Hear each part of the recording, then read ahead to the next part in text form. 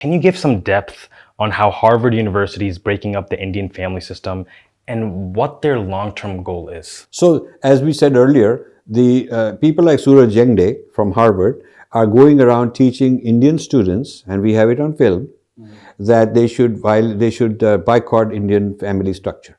And the logic is that Indian families are a structure that teach abusiveness.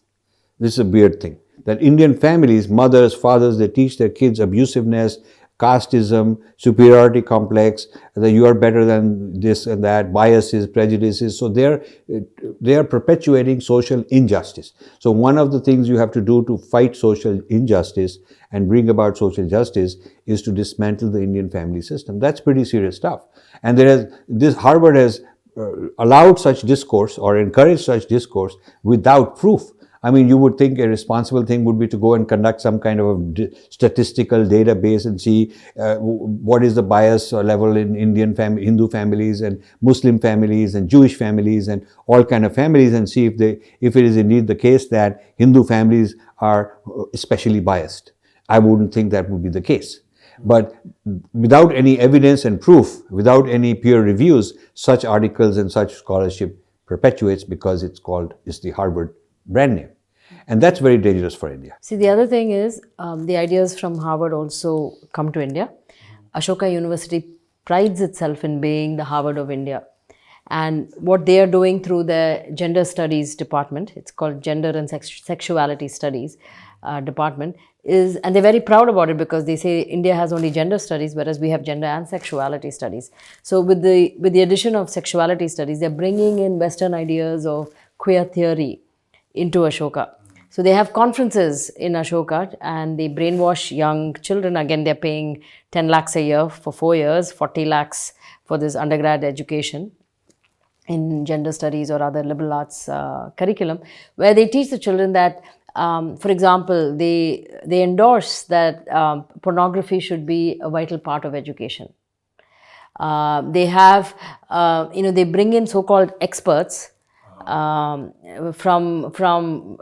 these shady organizations called KINKY Collective, where they all practice kinky sex.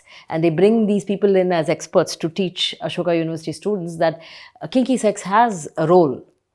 Because again, these are structures established by men under patriarchy, and so we need to break them. So they are brainwashing, it's like thought reform, they're brainwashing young adults into these sorts of things. And if this doesn't break family, what does?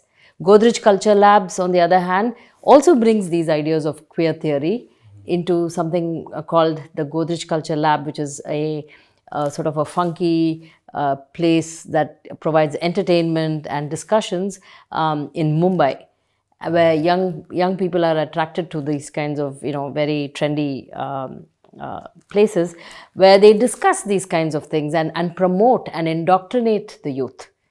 So all this, what it does is it breaks society.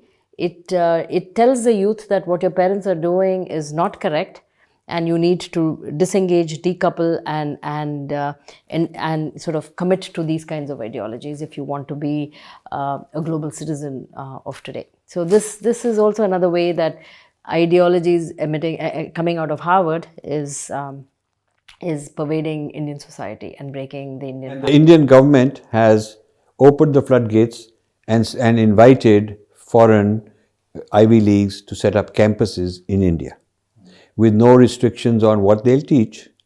So all these things we are fighting over there are going to come and be taught here. And no restrictions on who can be a professor, on their salaries, on their qualifications, nothing. Whereas Indian universities are regulated by the University Grants Commission. So the government has regulations on who you can hire, what type of credentials are needed, what is the syllabus you can teach, what are the courses you're allowed, and what's the salary structure, all that for Indian universities.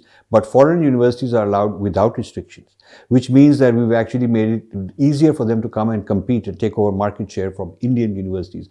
Now, what could be more stupid than that? It's open season on Indian, youth. I mean, it would be one thing if they said that they can come and compete on the level playing field on the same rules as Indian universities.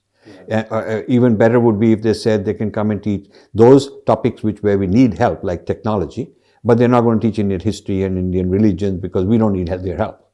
That would make sense. That's what China has. Right? So this is thoughtless policy. Just a few weeks ago this happened.